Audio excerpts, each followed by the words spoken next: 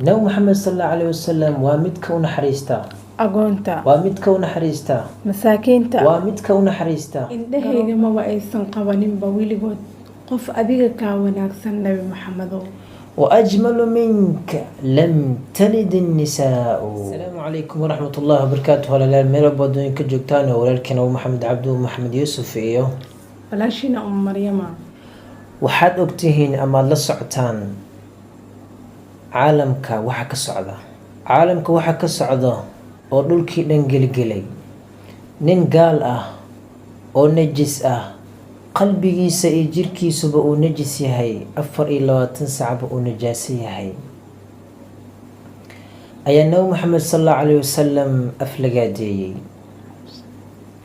oo balana uu ku qaaday inuu muslimiinta dagaal kula geli doono iyo inuu sameyn doono karkateer ama rasuumaad nabiga lagu caayayo sallallahu calayhi wasalam ama lagu aflagaadeynayo. kadibna uu yiraahdo waa xurriyatul qowl, waa xurriyad. taasi ayaa malaayiin muslimiinta ka mid ah qulubtooda kicisay, guryahooda ka soo saartay, qulubtooda ee gilgilmato, muqadasaadkoodii waaweynaa ayuu isku dayay ninkan gaalka ah inuu wax ka sheego. qof walboo qalbigiisa iimaani ku jirana oo muslin ah oo dhulkan korkiisa ku noolna qalbigiisa wuu ololayaa, wuu kacayaa, wuu ka caroonayaa nabiga sallallahu calayhi wasalam. qof walbaan wuxuu diyaar u yahay nabiga sallallahu calayhi wasalam inuu u heeliyo, naftiisa u horo ayuu diyaar u yahay. walaalayaal, gaaladu waxay doonayaan nuur ilaahay ifiyey oo baxaya, ummaduna iftiinsanayso inay demiyaan. taasi micnaheedu uu yahay waa adigoo oraxdan soo baxday aad doonaysid inaad sacwadaada ku celisid oo gacmahaaga aad ku celisid. taasi macquul ma tahay? wallaahi macquul ma ahan, mana awoodi karaan inay damiyaan. ilaahay nuurkiisana cid damin karta ma lahan. nabi maxamed sallallahu calayhi wasalam waa oraxda oo soo baxday oo kale, cid damin kartana ma jirto, muslimiinta qalbigoodana cid ka tiri karta ma jirto.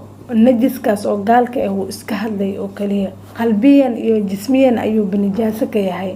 marka rasuul sallallahu calayhi wasalam cayna ma lahan, ceebna ma lahan, nusqaanna ma lahan, waa khayru khalqillaah. gafku uu u geysta nabiga sallallahu calayhi wasalamna waxba kama tarayso oo waxba kama qaadayso, waayo ilaahay ayaaba ka ilaaliyay kuwa ku jeejeysa nabiga sallallahu calayhi wasalam markasto. waayo ilaahay wuxuu leeyahay innaa kafaynaaka almustahzi'iin, annaga ayaa kaa kaafinay kuwa kugu jeesjeesaya. sidoo kale qaala rabbuna jala jalaaluhu wallahu yacsimuka min annaas, dadka ku aflagaadeynaya, dadka kuwa xadgudbaya, annaga ayaa kaa ilaalinayno. walaalayaal, gaalada xilligan joogto iyo kuwii horay u jirayba nabiga sallallahu calayhi wasalam waxba kama qaadi karaan. asigoo noole waxba ka qaadi waayeen, asigoo dhintan waxba kama qaadi karaan. waayo wuxuu ku nool yahay nabiga sallallahu calayhi wasalam quluubteena ayuu ku nool yahay. wax walbana waan ka jecelnahay oo rasuul sallallahu calayhi wasalam wuxuu leeyahay qofka muslimka ah iimaankiisa ma kaamilsano ilaa uu iga jeclaado wax walbo, naftiisa oo iga jeclaado, maalkiisa iyo reerkiisaba oo iga jeclaado. marka wax walba waxaa loo baahan yahay inaan ka jeclaano rasuulka, asagana aan ka hormarsiino wax walbo. waa inaan u hiilinaa rasuulkeena sallallahu calayhi wasalam, waana inaan difaacnaa. ilaahayna wuxuu leeyahay yuriiduuna liyudfi'uu nuurallaahi biafwaahihim wallaahu mutimu nuurihi walow kariha alkaafiruun. yuriiduuna liyudfi'uu nuur allah, waxay doonayaan gaaladu nuurka ilaahay inay ku baktiyaan, ay ku damiyaan afafkooda. wallaahu mutimu nuurihi walow kariha alkaafiruun, allah waa mid ka dhammaystira nuurkiisa oo dhammaystiray haba ka hadaan gaaladu. yuriiduuna liyudfi'uu nuur allahi biafwaahihim waya'ba allahu ilaa an yutima nuurahu. saa daraadeed marka ilaahay nuurkiisa cid damin kartaa ma jirto. saa daraadeed marka waxaa la doonaya nabiga sallallahu calayhi wasalam inaynu ku xanuunsano qof walboo nabiga sallallahu calayhi wasalam aflagaadeynaya. waxa ugu weynaa uu qofka muslimka ah uu ku faano waa jaceylka nabiga sallallahu calayhi wasalam uu qabo, waa rumaynta nabi maxamed sallallahu calayhi wasalam uu rumaysan yahay. saa daraadeed marka gaaladu waxay doonayaan inay nuurkaasi baabi'iyaan, inay diinta islaamka duraan, inay nebiga sal alla alayhi wasalam wax ka sheegaan oo aflagaadeeyaan. taasina cid ogolaanaysa ma jirto. taasina gaalada waxaa ogeynaya waxay tahay waa xiqdi iyo xaasidnimo qalbigooda ku buuxdo. ilaahay ayaa sheegay qad badat albagdaau min afwaahihim wamaa tukhfi suduuruhum akbar. afkoodu ayay ka burqanaysaa cadaawada iyo xiqdiga ay u qabaan diinta islaamka, nabi maxamed sal allahu alayhi wasalam. iska daa waxa ay muujisanayaan, waxa ay qarinayaan, xiqdiga iyo qalbigooda ku jiro ayaa ka weyn waxa ay muujisanayaan ayuu allah leeyahay. saa daraadeed marka waa kuma nabiga sal allahu alayhi wasalam, waa kuma cid ay aflagaadeynayaan. hadday ogaan lahaayeen nebiga sala allahu calayhi wasalam cidda uu yahay, qadarkiisa iyo qiimihiisa iyo weynigiisa hadday ogaan lahaayeen, wallaahi maysan ku dhiiradeen inay hadal xun ay dhahaan. haddaba waa kuma nabi maxamed sala allahu calayhi wasalam? muxamadun rasuulullah, waa rasuulka alleh. nabi maxamed sal allahu alayhi wasalam waa midka u naxariista, agoonta, waa midka u naxariista, masaakiinta, waa midka u naxariista, garoobada, waa midka u naxariista, ducafada, waa midka u naxariista, xayawaanaadka. waa midka uunka iyo khalqiga oo dhan u ah naxariis. wamaa arsalnaaka ilaa raxmatan lilcaalamiin. waa kuma nabi maxamed sala allahu calayhi wasalam? nabi maxamed sal allahu alayhi wasalam waa midka salaadaaduba aan la aqbalaynin ilaa isaga inaad ku sallisa mooye. nebi maxamed sala allahu calayhi wasalam waa nebiga keli uu allah uu ku dhaartay cumrigiisa. lacamruka inahum lafii sakratihim yacmahuun. nabi maxamed sal allahu alayhi wasalam waa midka masaajidkiisa nin acraabi ah markuu soo galay ku kaadshay, kadibna saxaabada ridwaanullaahi calayhim ee isku dayeen ninkaasi meesha masaajidka nebiga ku kaadinaya inay ka celiyaan. markaasuu nabiga sal allahu alayhi wasalam wuxuu yiri iska daaya, iska dhaafa, kaadidiisa ha dhammaystee.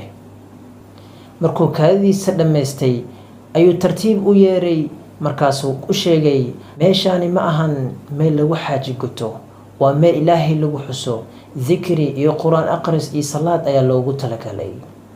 ninkii ayuu hamar intuu gacmaha kor u taagay ayuu wuxuu dhahay allow waxaad u naxariistaa aniga iyo nabi maxamed, walaa tarxam macanaa axada.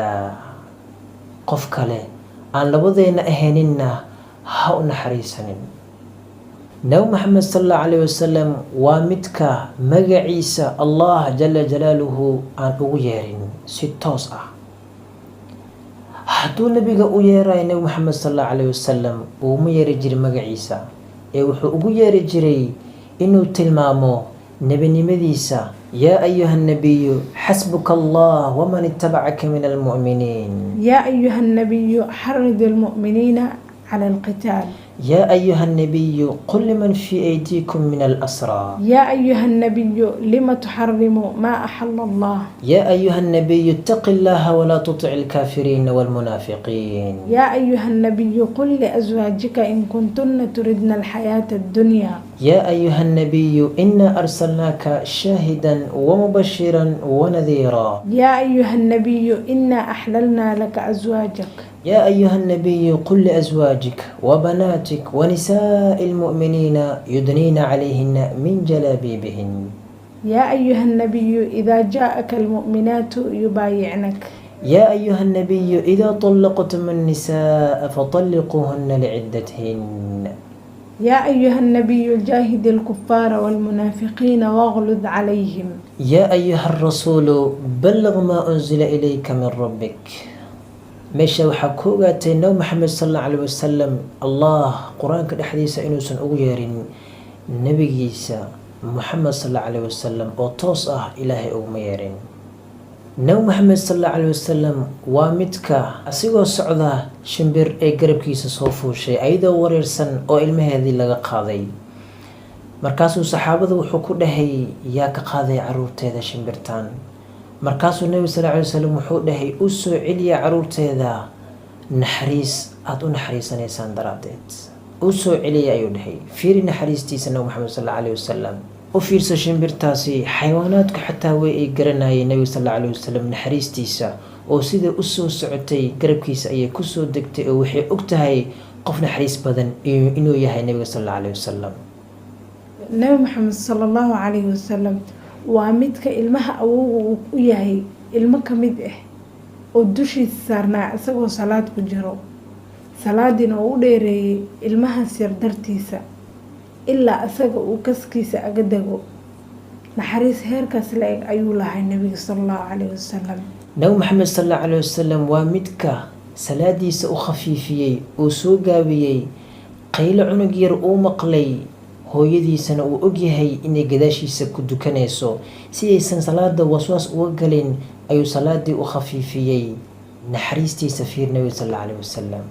wuxuu ahaa nabiga sal allahu calayhi wasalam mid naxariis badan, khalqigoo dhanna u naxariista. wuxuu ahay nabiga sala allahu calayhi wasalam mid gaalada markay usoo gacan galaan cafiya oo u naxariista oo cafiya. wuxuuna dhihi jira nabiga sala allahu calayhi wasalam idhabuu fa antum tulaqaa. nabi maxamed sal allahu calayhi wasalam waa shaqsiga keliya ay taariikhdu soo martay kii ugu weynaa. taariikhdu waxay ictiraafsan tahay nabi maxamed sal allahu calayhi wasalam kii ugu weynaa ee soo maray inuu yahay. qof la mid ah, shaqsi la mid ah oo taariikhdu soo martay nabi maxamed ma jirto. intaasi waxaa ka weyn nabi maxamed sal allahu calayhi wasalam waxaa ammaanay allah jala jalaaluhu, waxaa ammaanay malaa'igtiisa, waxaa ammaanay saalixiinta mu'miniinta oo dhan ayaa ammaanay. qaala rabbuna jala jalaaluhu ina allaha wamalaa'ikatahu yusalluuna cala annabiy yaa ayuha aladiina aamanuu salluu calayhi wasallimuu tasliimaa. u fiirso bal adiga fikir, cid ilaahay heerkaasi gaarsiisay, sharaftiisa cizigiisa ilaahay heerkaasi gaarsiiyey, gaal xun oo najis ah, qalbigiisa iyo jismigiisa uu najis yahay, cayda uu caayay nabiga sal allahu calayhi wasalam maxay ka dhibaysaa?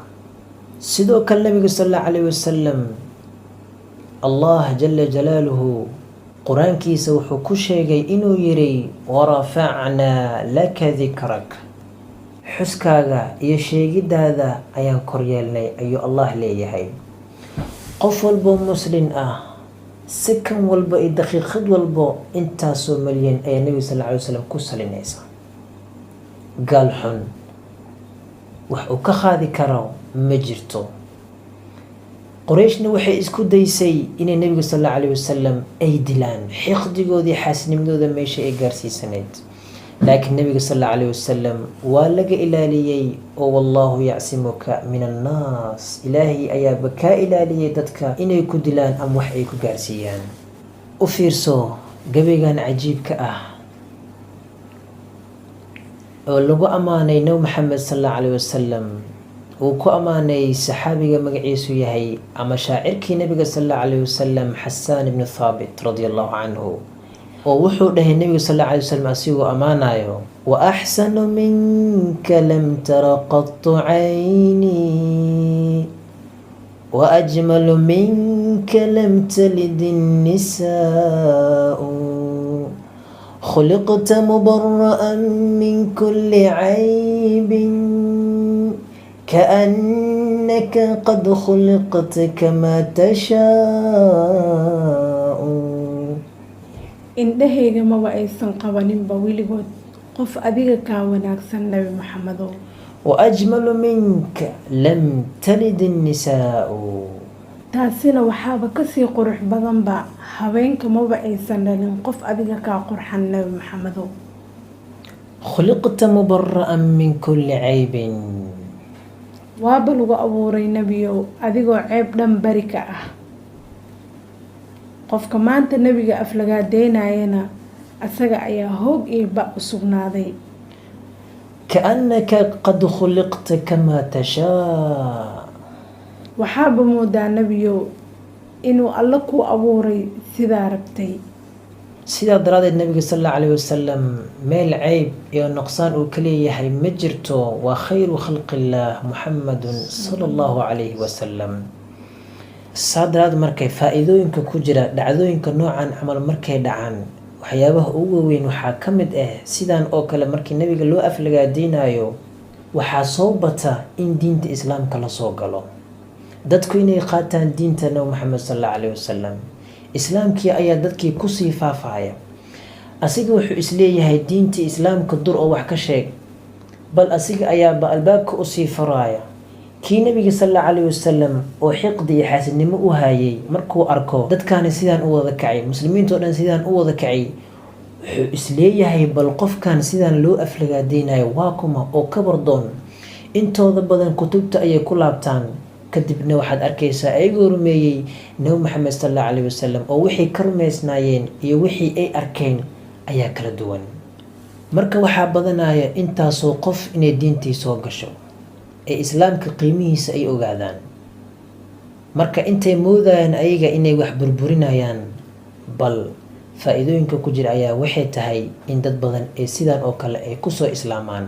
diinta nabi maxamed sal allahu calayhi wasalam islaamka ah waa midda ugu faafinta badan oo dunida ku faafta waa islaamka, oo diin sida islaamka oo kale u faaftay ma jirto. ina addiina cinda allahi alislaam. ilaahay agtiisana waxaa diinka ah diinta islaamka. marka saa daraadeed dhaqankeena aan ka muujino jaceylka aan u qabo nabiga sal allahu calayhi wasalam, qool iyo ficilba aan ku muujino, nolosheenana aan ku dabaqno nabiga sal allahu calayhi wasalam dhaqankiisa iyo akhlaaqdiisa. taasi ayaa waxay keenaysaa nabiga sal allahu calayhi wasalam inaan lagu dhiiranin aan lagu xadgudbin. inta aynu muuqaalkiisa xiga aynu dib ugu kulmi doono, waxaa idin leenahay difaac nabigaaga adigoo ka faaloonayo naxariistiisa iyo dhaqankiisa wanaagsan. dhinaca kalena waxaa waajib ah inaad ka xanuunsatid ood ka danqatid qof walboo nabiga sal allahu calayhi wasalam ku xadgudbaya oo aflagaadeynaya. hada wabillahi towfiiq, wassalaamu calaykum waraxmat ullaahi wabarakaatuh.